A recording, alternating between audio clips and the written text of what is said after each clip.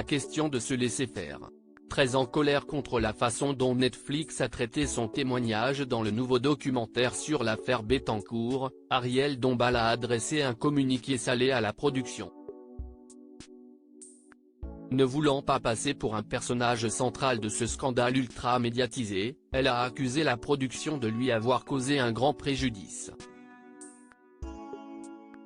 CIST, le nouveau documentaire Netflix qui fait le buzz, après les attentats du 13 novembre, l'affaire Grégory ou bien Monique Olivier, les producteurs de la plateforme ont décidé de s'attaquer à un nouveau sujet qui avait passionné la France il y a quelques années, l'affaire Bettencourt.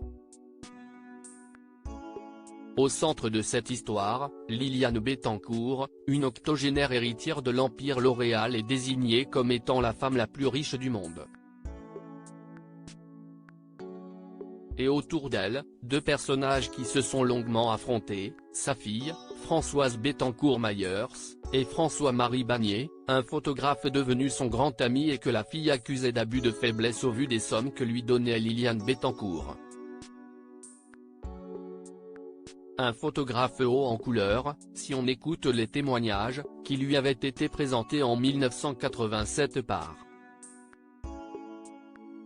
Ariel Dombal, qui a accepté de se remémorer ce moment pour le documentaire.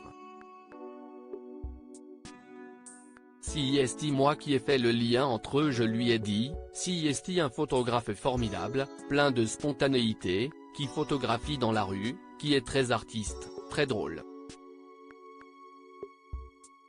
Recevez-le, ce sera formidable, l'entendez on racontait. Le photographe a 40 ans à l'époque, et accepte de photographier Liliane Bettencourt. Il devient rapidement très proche de la milliardaire, à tel point qu'il est nommé légataire de sa fortune pendant plusieurs années. François-Marie est quelqu'un qui vous capture. Et ce jour-là, il a probablement séduit Liliane, raconte Ariel Dombal, qui le décrit également comme un peu burlesque, mais talentueux, mais aussi capable d'avoir un regard quelquefois assez féroce sur les gens. Il est capable de séduire qui il veut. Il a un côté assez diabolique, conclut enfin la comédienne qui avoue qu'il aime les fêtes, le jeu et certaines mondanités.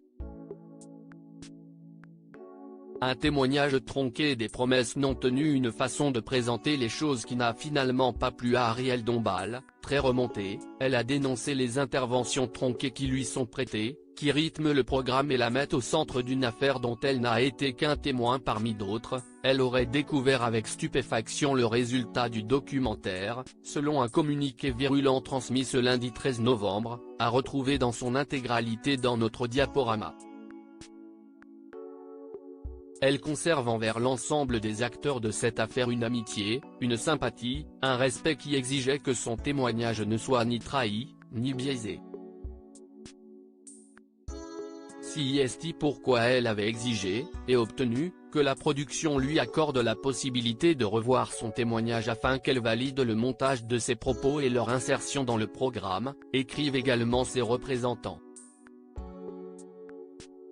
Il faut dire que l'épouse de Bernard-Henri Lévy espérait sincèrement, sur la base des promesses écrites de la production, que son témoignage servirait une vérité, une honnêteté et une objectivité parfaitement absentes du produit final. Tout n'est que fiction, raccourci, biais et mademoiselle Ariel Dombal ne peut accepter de se retrouver actrice involontaire de cette mascarade fictionnalisée, quand ces conditions avaient été acceptées par écrit et qu'elle ne se confiait que sur la base de cet engagement ferme, ajoute-t-elle finalement. Un communiqué sec, dans lequel la comédienne très remontée rappelle également que ses droits les plus essentiels ont été bafoués, qu'elle est victime d'un mensonge et de promesses non tenues et condamne les méthodes employées. On vous avait prévenu, pas question de se laisser faire.